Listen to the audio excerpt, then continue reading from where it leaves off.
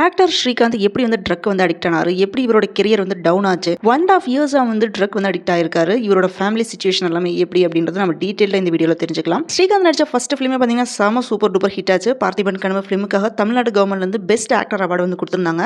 அதே மாதிரி கலைமாமணி அவார்டு வாங்கியிருக்காரு. தமிழ் சினிமாவில் டாப் ஆக்டரா வருவார் அப்படின்னு நம்ம எக்ஸ்பெக்ட் பண்ண ஆக்டர்ல இவரும் ஒருத்தர். ஆனால் இப்போ ட்ரக் கேஸில் வந்து இன்வால்வ் ஆயிருக்காரு. இனிஷியலாக வந்து மக்களை வந்து கவர மாதிரி ஃபிலிமில் வந்து நடிச்சிட்டு இருந்தாரு. இவரோட நேட்டிவ் பார்த்தீங்கன்னா ஹைதராபாத்.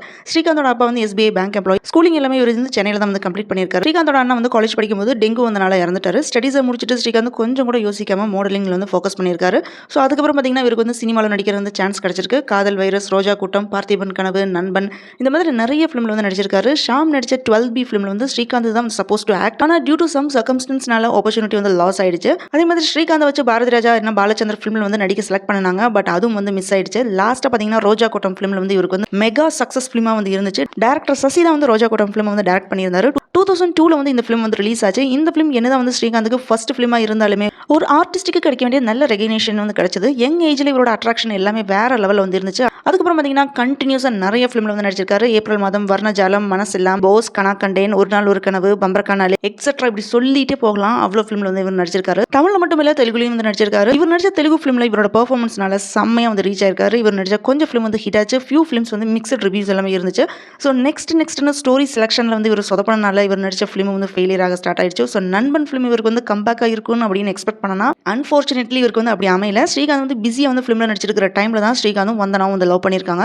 ஸோ வீட்டுக்கு தெரியாமல் ரெஜிஸ்டர் மேரேஜ் பண்ணி 3 months ஹஸ்பண்ட் அண்ட் ஒய்ஃபாக வந்து இருந்திருக்காங்க. சீக்கிரட்டாக வந்து மேரேஜ் பண்ணி 3 months வந்து ஃபேமிலியாக இருந்துட்டு ஒய்ஃபாக வந்து அக்செப்ட் பண்ண ரிஃப்யூஸ் பண்ணியிருக்காரு.